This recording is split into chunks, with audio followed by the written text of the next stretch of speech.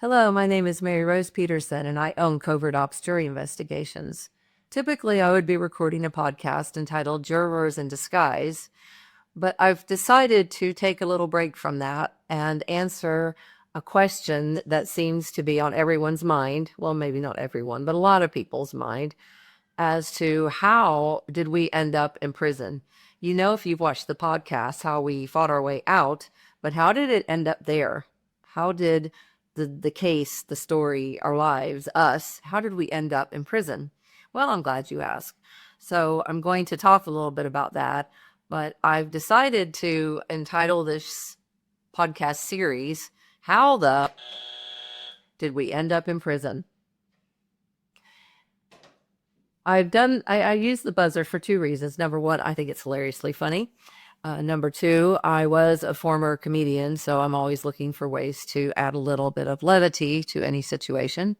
Sometimes I laugh when it's awkward. Oftentimes I laugh when it's awkward. There are other times that I just laugh to interject a little comedic relief into a difficult or stressful situation. I've also been told by our operations manager that she absolutely loves my denial button that goes along with my podcast. So I've decided to incorporate that. If you decide that you don't like it or you think it's corny, then feel free to let me know and I will remove my hand from the buzzer. Well, maybe.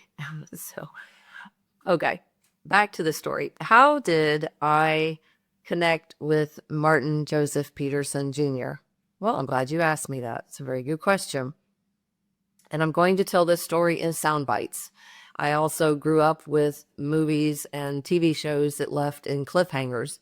So I'm going to do a little bit of that too. And I also know that if your attention span is as short as mine, you only tune in for about 2 to 3 minutes. And if it's not good, you're already moved on to something else. So I'm going to keep it short.